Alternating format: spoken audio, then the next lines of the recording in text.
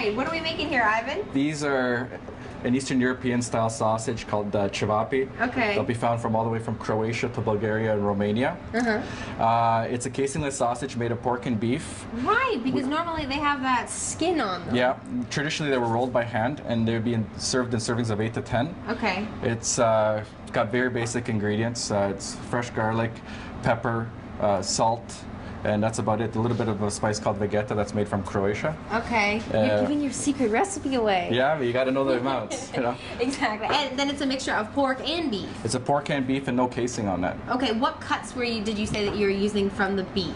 From the beef, I usually use fattier pieces from the loin. Yeah. And I use leaner pork because they complement. The pork is a lot softer meat, and the fat in the beef has a lot of nice flavor. All right, because I think the sausages that I've typically had are either all pork or are all elk. It's not typically a combination. Yeah, it's just like Canada's really opening up to an Eastern European flavor right now. And in the last 20 years, a lot of Eastern Europeans moved in and they have their traditions as well. Okay, how does this machine work? You just put your hand here. Okay. And spin it here, and it extrudes the meat right there. It just squirts it right out. Yeah. Oh, wow. That's okay. That's okay. Look at my horrible line of sausages over here. Had we been making regular sausage, I would have put casing over here, and we would have just filled up the whole sausage with casing. So. Okay, and then... And just rip it right off. Okay, that one's a bit better. Where did you learn how to make these? My father and my mother taught me. Yeah? Yeah, they're from Croatia originally. I'm born here.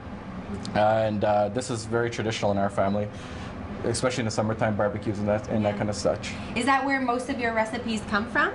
Yeah, most of them come from Croatia and Bosnia and the former Yugoslav republics. I do cabbage rolls. I do like a Croatian style cabbage roll, and I do like a Polish or Ukrainian style cabbage roll, which has a tomato sauce. The Croatian one it's made from sauerkraut leaves.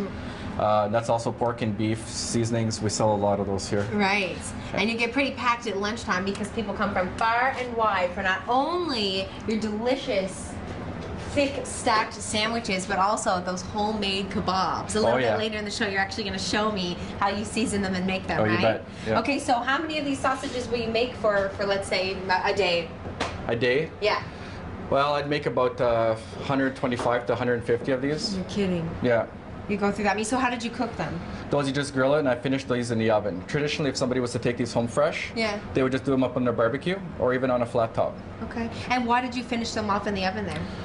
Just because I was using my grill to make the grill marks, and I just finished cooking them in the oven just to keep them at their... It's different. Yeah?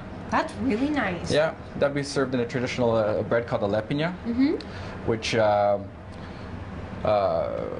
it's... The kebabs are put on top of that, and with a dip called kaymak, which is similar to like a cream cheese mixed with sour cream, and that's spread on that. I'm gonna have to get these recipes from you.